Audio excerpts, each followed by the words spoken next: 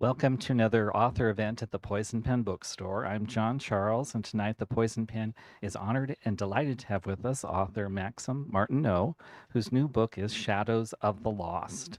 Before we begin tonight, I do have a few brief commercial messages.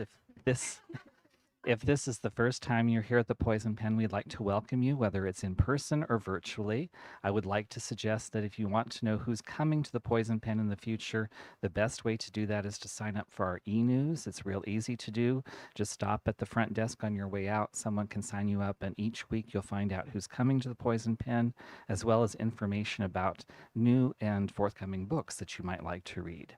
I'd also like to let those tuning in virtually know that we do have a few copies left of Maxym's new book. So if you'd like a signed copy, don't delay. Give us a call or go online and we can ship one out to you right away. Now I'd like to welcome Maxym Martineau. Thank you. That's a very warm welcome. Thank you for joining us tonight. I'm always fascinated by who an author was before they started writing and becoming published. So what can you tell us about Maxym? Well, I was a studious child. No, I kind of grew up actually writing stories as a child because I suffered from pretty intense night terrors.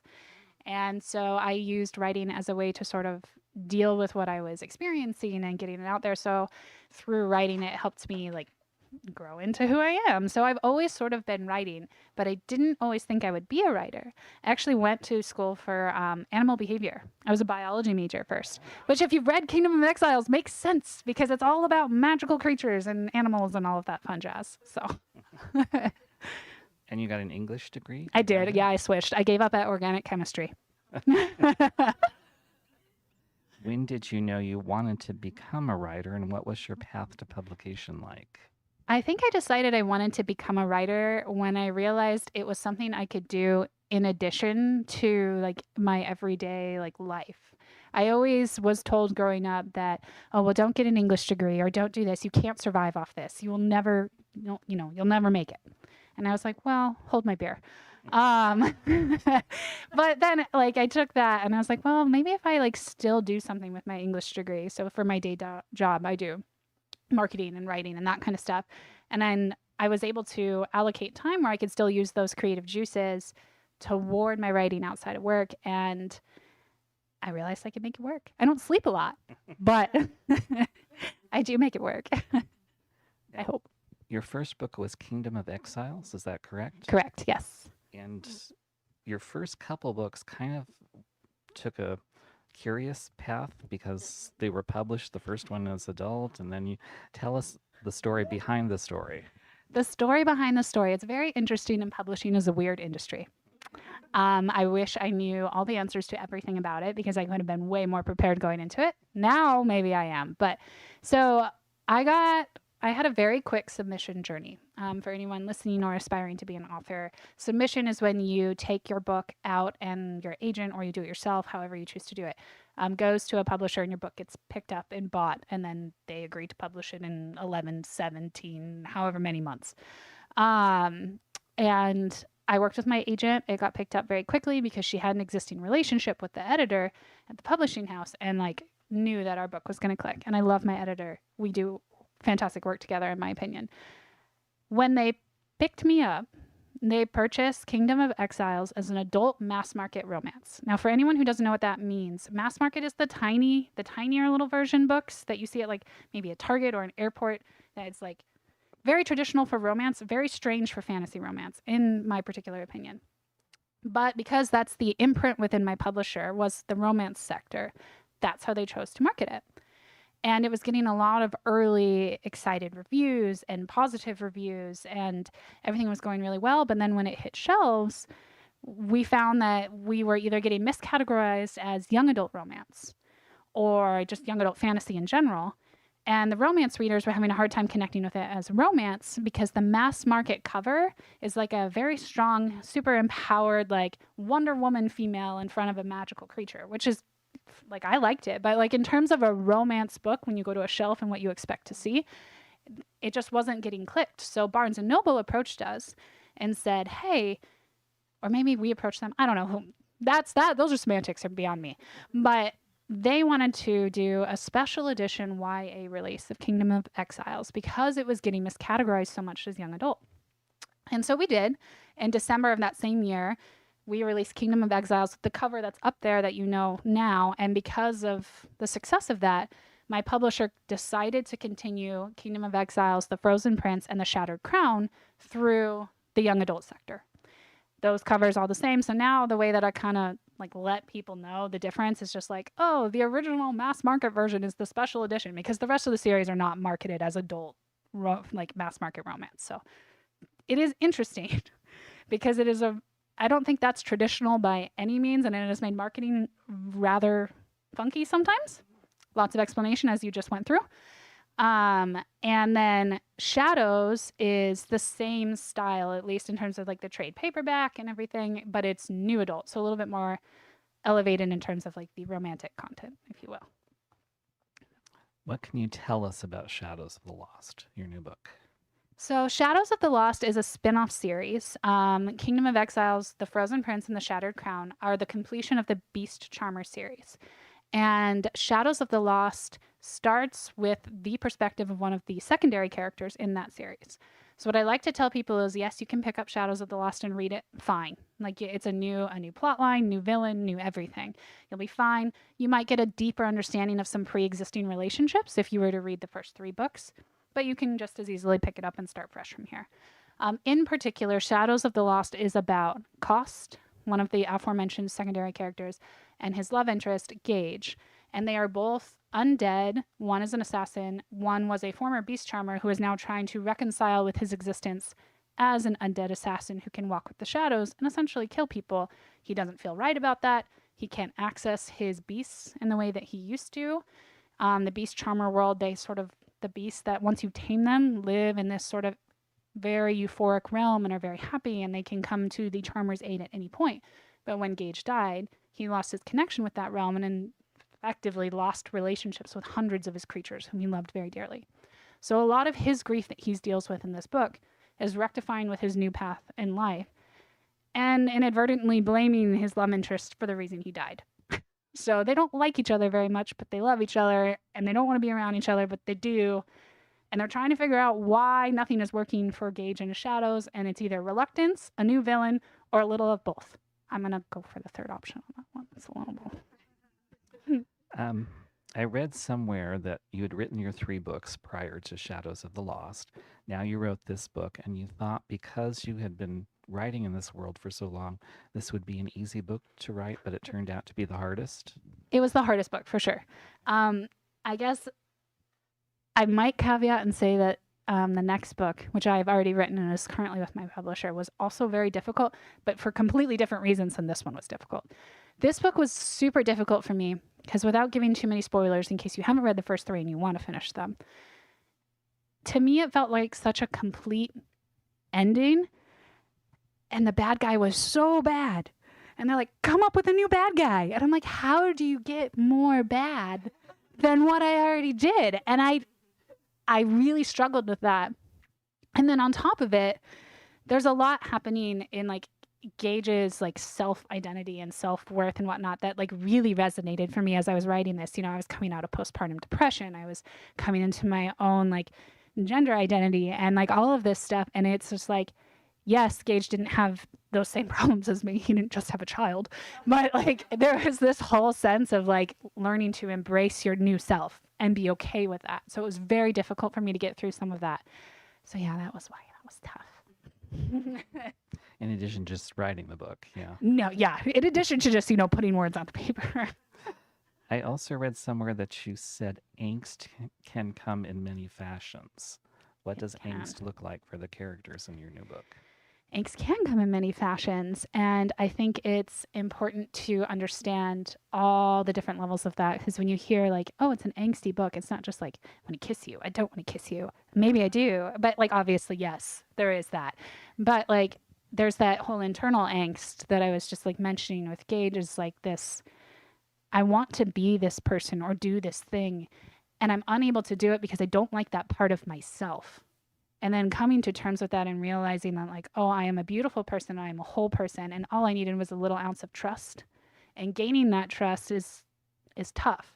And so there's angst in not getting into that situation. And then on Cost's side, there's angst because there's so much emotional baggage from that guy. He's like a touchstone of emotional baggage. And I love that. I like to torture my characters. He's the one I've hurt the most. Um, sorry, Cost. He just he has so much pent up fear, and that's how angst presents for him. It's just like this, and it prevents him from moving forward. And so they're both caught in this perpetual state of angst stemming from different significant events in their past, and they have to individually overcome them and to come together. You've been writing in a world that you created now, and you've created one series and you're starting another. As an author, how do you manage the practicalities, I guess, of world building and keeping series characters straight? Lots and lots of appendixes. I actually joke that I have not written 4 books, I've written 5, because at the back of every book you'll find bestiary, which has a complete and total list of all of the beasts that you see in the book. And because I can't keep things just simple, it's not just like a list, they're descriptions. It's their description, their rank, what they look like, how you tame them, and in some instances, a secondary method of taming, because why not? So yeah, that was tough. That is the way that I kept those traits separate, and that always became kind of difficult when like my characters would get into a situation where I was like, oh, they have this beast, they should be saved. But maybe I needed to put like a time limit on like this power or like something. So I have to go back and figure it out. The characters were a little bit easier for me outside of the obvious. Make sure you don't change their eye color, 2/3 of the way through the book. Because it's been long enough that I really do feel like I know them very closely. And I can tell you why Gage wears gloves for 2/3 of the book and why there will never be a scene where he doesn't have gloves. And there will always be something in there about that. Right? I just know at this point, but it didn't start that way. I had really in-depth character sheets and the ever-evolving bestiary at the back, which will continue to grow with every book. Did you work with someone at your publisher for the map of your world that comes in the book? Because that's fascinating. Yes and no. A little of both. So I am not an artist, but I like to pretend. And I like to doodle, and I like to draw, and I like to do all of that stuff. And when I was writing Kingdom of Exiles, I knew that I wanted travel to be realistic. And I always have a really big pet peeve of reading books and characters getting from one place to the next in like a span of a day. And then the next time that happens, it takes them like 2 weeks. And there's no like logical explanation as to why. And I didn't want it to be used as like a plot device. I wanted it to be realistic. So when I was drafting Kingdom of Exiles, I actually drew my map, put on key points, and then, because whenever you're drafting and you should be drafting, you're not actually drafting because you're procrastinating. I went and found this little online program where you can design a map for free. So I designed a map for free one day and like built it out and made it all like cute. And so when Kingdom of Exiles got picked up, they asked like, hey, what do you want to include in the front of the book? I was like, well, here you go. And so they took it and they beautified it because I'm, again, not an artist. And it looks much better than just like the digital paint version I did. No shade on that. I just am not talented. So that's how that came together. Speaking of art, Shadows of the Lost includes a couple special inserts. What was the idea behind that? Can you talk about how they came to be? For it. I am obsessed with art. I love art. Some of my favorite stuff to read is manga, and in general, I like to watch anime. And I just think that art is an incredible way to give visual representation to the characters that are in my head.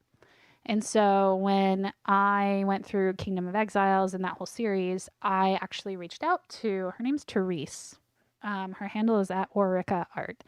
And I said, hey, I really want, just for my own sake, because I want it, and it's framed in my office, and that's what I wanted, a picture of Nock and Lena from the first series. And then I sent it to my publisher as like a thank you and some other stuff. And so when Shadows came around, they're like, hey, should we do something like this? And I was like, yes, let's do it, please. And they were like, let's do one for cost engage, obviously. And then they surprised me, like, we're going to do another one of Knock and Lena, like a little bit later in their like relationship. So that's what's in there. I'm excited about that. Before we forget, there's another special kind of element to Shadows of the Lost. You have committed to making a donation to a particular charity that means a lot to you. Can, especially for those that are tuning in virtually, talk about that, this particular organization, why it's important and what you're doing, because you're really putting a financial commitment. I am, yes. So I made a commitment to donate $1 for every pre-order, regardless of where it's purchased, to the Trevor Project, up to $1,000, because I can't think of an organization that moves me more in terms of how much they support and affirm and celebrate the lives of LGBTQ youth, especially with everything that's happening in the world today. And so I was super grateful when the Poison Pen, agreed to join me in this donation as well, because, I mean, I can't imagine being a teenager, dealing with issues of gender identity, and not having a support system and feeling so lost and helpless. And this organization steps in and helps support, our youth. And I think no matter what your journey looks like, even if, you do have a support system at home, not everyone does. And that, I don't know, I wanted it to be important, because I'm fully aware that I am a white woman in a heteronormative relationship. I am publishing in June. It is Pride Month. My book is about 2 gay men. And I wanted intensely for some sort of proceeds or the benefit of it to go to the community at large. So it's a wonderful thing that you've done. Now let's switch gears and talk a little bit in general about your life as a writer, because you write during the day as your day job. Do you edit also a little bit, or? A little. I mean, I used to edit a bit more heavily. I used to be a content editor. And then as I shifted a little bit more to the creative writing within my work, that becomes the primary. But anyone who's a writer within that sphere will tell you that they all edit as well, or we edit each other's work or something to that nature. Not to the extent of what I do here. That's different. Does that impact you when you're doing your creative writing? Do you sometimes find yourself thinking, when you're working with your fictional editor, I really know more than you? No, absolutely not. And that is solely because my editor is like the best thing since sliced bread. I value her opinion so much. I don't think I've ever had a stet, or a stet being like when she submits something to be changed, I have the opportunity to say stet, which means no, I'm keeping this. I've never once done that to her. I also just think it's because she understands my work really well. And usually her edits are more like, hey, this isn't working. What do you think about this? Or let's talk about this. So there's a lot of room for like brainstorming and finding ways around the problem versus just like, this is wrong, change this. Because I probably wouldn't be as receptive to that for sure. Occasionally she'll throw I always make this joke too, because I actually had a t-shirt made out of it. She'll just comment on something that says awkward, semicolon, please revise. And I'm like, that's a great t-shirt. I'm very awkward. Please revise me. And so I made a t-shirt out of it. But yeah, no, I actually don't feel like I know more than her at all, because I think editing in like the world of like commercial marketing, which leans heavily on like AP style, and like the way that you market to the audience in short form content is way different than what you would do in long form books like this. So her knowledge of Chicago manual style will forever be better than mine, because I only do AP during the day. When you're starting a book project, how does that evolve? Do you always know right at the beginning, this is the roadmap? Do you have just a glimmer of an idea? Does it change from book to book? I would say 90% of the time, I don't know what I'm doing. Sometimes, in the case of Kingdom of Exiles, for example, that one was hard because I actually had a dream. I get a lot of my book ideas from my dreams. And I had a dream where I sat down with Knock in a wheat field. Don't know why. It doesn't really play into the book at all. And he told me his entire life story. And I woke up, I was like, this is fascinating. I have to write this. This doesn't make sense to be book 1. So then I had to like table that and then like write a book that led into his story, because The Frozen Prince was largely his story.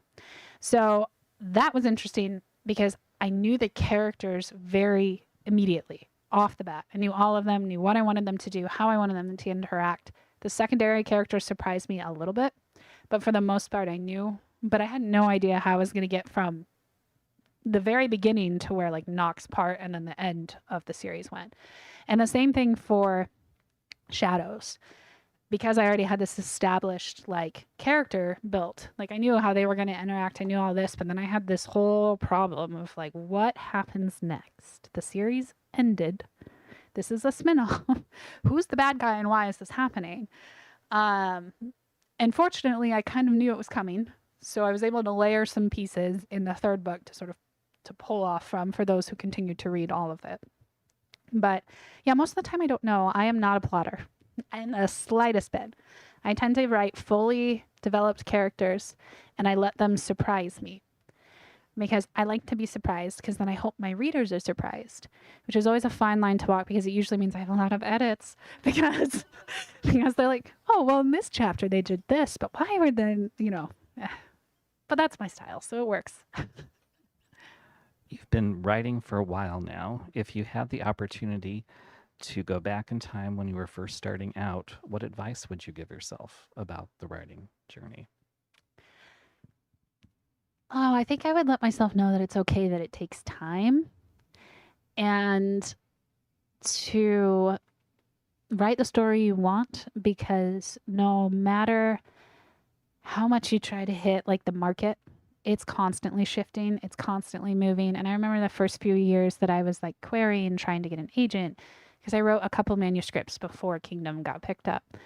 And I was so disappointed and I was so sad and I had to kill so many books and I just thought, oh, I'm not good enough. I'm not good enough.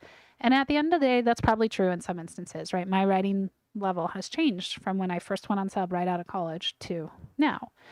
But largely it's about like learning, getting a community, being okay with where you're at and like understanding that at the end of the day, you can't force like a round peg into a square hole. Like just write what you want to write. And if it's the right thing and the right amount of talent and heart goes into it, you're good. And then also like if someone rejects you, that's not a reflection on you because so many agents, publishers, whatever, they pick up what they think they can sell, not what they think is good.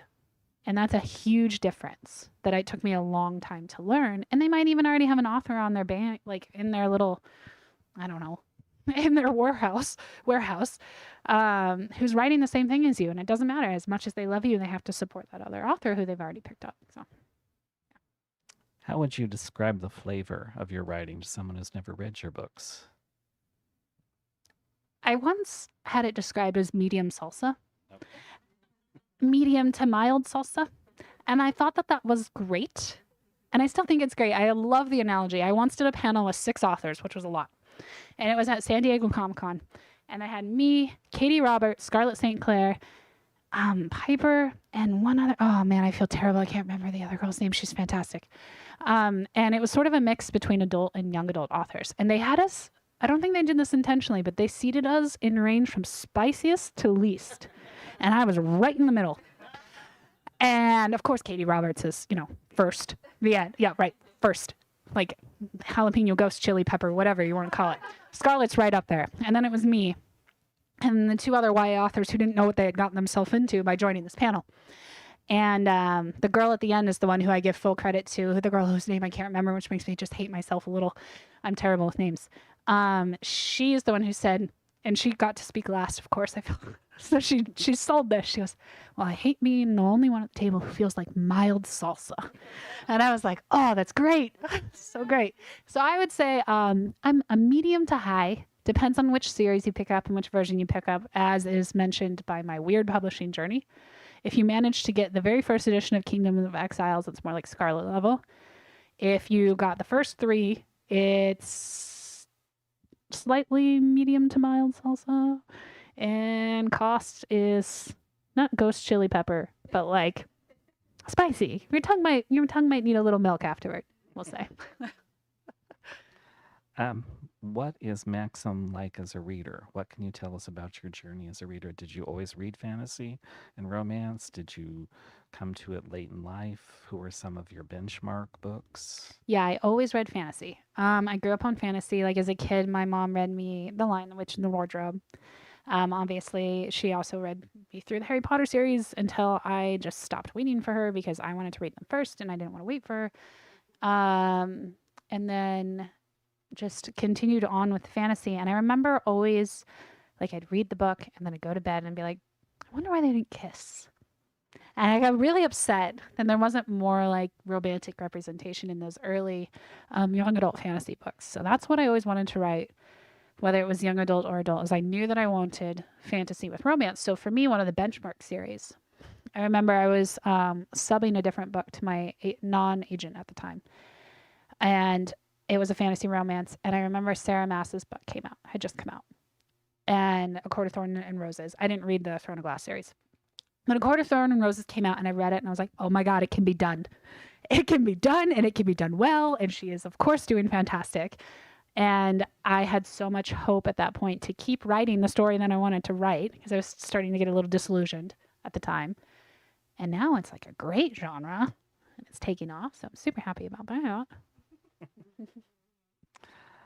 How can readers learn more about your books? What social media platforms are you on? I believe you're now a makeup TikTok influencer. That was a short stint. But yes, I did for a little bit. That was a COVID venture when I was bored at my house, locked indoors. I started doing book covers as makeup on my face, like recreating the covers on my face. So I did a little bit of that on Instagram and a little bit of that on TikTok, but I only did like 3 or 4 because I'm a terrible content creator because it's a full-time job and I have a 2-year-old and a 3-year-old and a full-time job and I'm an author. So I was like, oh, I don't have enough time for this. Let's just be a lurker. So I am on Instagram and I am on TikTok. Technically, I'm on Twitter. I rarely visit Twitter. It is like an updates only and if that kind of situation. Instagram, I'm just starting to get back into, and TikTok, I am trying to get into, but that is like the most heavily content created based platform. And I'm like, this is exhausting. What's the biggest challenge for you as an author in marketing? That it's that and it's just it is honestly getting your name out there because there's only so much you can do. And I like you can go and watch other people's TikToks who are really great at it, like Katie Robert and Scarlett are both fantastic in their social presence.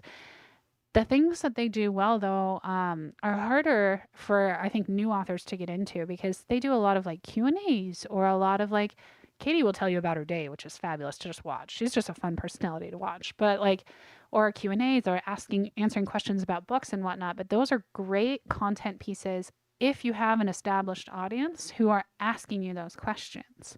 If you don't, it's harder to just kind of like throw it out into the universe and hope people are actually digesting that content. So it's a hard game to follow. You can hope that you get picked up and go viral and then build off that, or you can just keep plugging away a little at a time and pull your hair out while you do it. Speaking of marketing, you can never really underestimate the importance of a title and a cover. How much input do you have? Because you have some really great I do. books. I'm happy with the covers. But to your point, there's only so much you can say and do. And like the Kingdom of Exiles is a perfect use case of like what can happen or what cannot happen, right? And I liked both covers, but it just depends on where the market's at the time and what was shifting. And then Barnes and Noble shifted too to the independent seller market, or how they changed how they sell their books, and things can get lost. And then it's kind of wild. And when you get picked up by a publisher, you might get like a cursory like, hey, this is what we're doing. Like, what do you think? But it's not like there are 5 options to pick from. It's typically like, here's this. Is there any glaring issue with it? And you're like, well, no. Thankfully, I liked all mine. I've talked to other authors who were less than pleased with the stuff that's come out. I know a few lately too with the whole AI generated covers and whatnot has been a thing. Unfortunately, if mine are AI generated, I'm unaware of it. But you don't get a lot of say. I was fortunate in being able to see bunches of like iterations and thankfully liked all of them. And I 100% credit it to having a really good relationship with my editor because she knows me. She knows what I like. She knows the content and she loves my content. So when she helps in those meetings for pitching like the cover and the titles and all of that, I know she has my best interest. So I've never received something that I was like, oh, don't publish it like that. Like, fortunately. We are in the middle of title testing the next book, though, and that's fun because nobody knows what to name it, myself included. For the record, you heard it here first. I suggested the title be called Chaotic Himbo Energy. It is not going well. I don't know what the next book is titled yet, but that was my petition. Now that you've mentioned it, can you tell us anything about the next book that's coming? So the next book, Chaotic Himbo Energy, picks up like days after Shadows finishes. So it won't be like a big time lapse or anything. And while the plot is the same throughout all three books and the villain that they face is the same, I say that like I know what the third book is going to do, but I don't always know. I do, but I don't. Don't hold me to that one. The perspectives change. So like this is very much in the perspective of Cost and Gage with a few other chapters from different characters' perspectives in there. And that's intentional so that you get to know those characters before you're popped into their point of view in the following books. So next book is Calum. And if you've read the first three books, you know who he is. He is chaotic himbo energy personified with a lot of anger issues and a lot of mommy issues. And his love interest, who I'm not going to reveal because you may or may not have picked up on it. So, but yeah, the plot line continues. The big baddie you meet in the end of Shadows, you meet in the next book. That carries through. And that won't change. That's not going to change. You can hold me to that one. Any thought about going back to YA, or is that for future? Might be for future. It's interesting because I think the line between YA and like new A, adult, however you want to call it, is very blurred. You have people like Sarah Maas who released ACOTAR and it was a new adult book, but constantly shelved as young adult, constantly in YA book boxes. I mean, she had a lot of like the press around that. And that's literally what happened to Kingdom of Exiles. So I think I will always write the type of books that I'm currently writing. They will likely not have parent figures in them. They will likely always have some sort of fantasy romance element in them. If I come up with a concept that leans itself more toward YA, then sure, we might push it that way. But I really like romance. Like, A Court of Mist and Fury is my like all-time one of my faves. And so I will always try and write around probably that age group. It's always funny in fantasy, though, because ages are weird. I mean, you can be in love with someone who's 300 years old and be 16 and nobody cares. So you mentioned new adult and young adult. And for those that are tuning in that might not be familiar with that, can you kind of shorthand it or tell people what that really is? Or? Yeah, I mean, the line's blurry, but young adult is like 16, sometimes 18 and younger. Depends on your level of spice. By spice, I mean sexy times. For anyone who's not familiar with the salsa analogy. And generally in young adult, you don't have strong parental influences. That's one of the main key things because it gives the young adult MC a lot of opportunity to grow and discover themselves without parental influence. That's pretty common in young adult literature. New adult is strange because I don't understand new adult fantasy, quite frankly. It's 18 and over. And in a true new adult romance situation, or maybe just new adult fiction, I'm not really sure. I don't read a lot of just new adult fiction, but new adult romance tends to be more like 18 to 30, 18 to 25. It's like you're just discovering yourself. You don't have your parents because you're out in the world doing your thing. It's very similar. But you're like in college, you're stepping into your own self-discovery. You have a lot more agency. You can do a lot more things, which to me just tracks in general with adult fantasy because there are no like traditional like age ranges the same way that you do with like young adult and new adult in like a real world setting. That's why new adult fantasy is strange to me. It's like, what am I? And maybe there's a story out there about a witch who's like in college and doesn't know what she's doing with her life and is working a dead end job and has bad boyfriends. Probably. That would be my new adult fantasy. I think that's Sabrina the Teenage Witch. That's Sabrina the Teenage Witch. There you go. You got it. I think we have some time for questions from your fans, if any of them might. Well, I just semi-answered this with at least one of your books. You said you suffered from night terrors when you were younger. So are a lot of your characters in your books reflected from actual dreams or terrors that you had in your past, or most of them? Not well. So it's interesting because I don't call them night terrors anymore because I'm not as scared of them as I used to be as a kid. But all of my characters, minus maybe Lena, are reflections of dreams or like somehow some aspect of my dream. For sure, Knock, 100% Knock was a dream manifestation that I put to life. Some of the monsters or the darker things, definitely 100%. So like there are some monsters specifically in Shadows that have like a lot of darker attributes or a lot of especially the shadows in general, as described through Kingdom of Exiles all the way through, are pretty dark and cold. And one of my worst nightmares as a kid was just a complete blank white slate with a shadow that just was like very sketchy and like just kept moving. And it was terrifying to me. It was horrifying. And one of my favorite things that I did with the shadows throughout the series is Lena's perception of them, as well as in this particular book, Gage's perception of them, as being this horrified thing, but slowly transitioning to something beautiful. So like that's definitely the arc. Yeah, that's the arc for Gage. Like he's like very upset with this new existence. Lena was always kind of fascinated by them, terrified for sure at first, and then grew to love them because of who she fell in love with. And Gage now has them thrust upon him, very similar to how I did, and was just at first from a distance before he died. Spoiler. But you obviously, if you're reading Shadows, he's undead. Sorry, I mean, but, before he died, he thought they were interesting, and then once he got to like have them, terrified in his own way of them. So yeah, for sure, that came from my dreams. Yes. Yeah, I have lots of journals from when I was a kid that are both scary and illuminating. I remember once my mom came to me and said, "I'm sorry." She didn't realize the full scope of like what I was dealing with sometimes. She's like, "I read this and I did not realize how dark your brain was." And I was like, "Oh, well, it's good now, but it was at the time a little much." But I didn't know how to talk about it either. Writing was really cathartic for me. Other questions?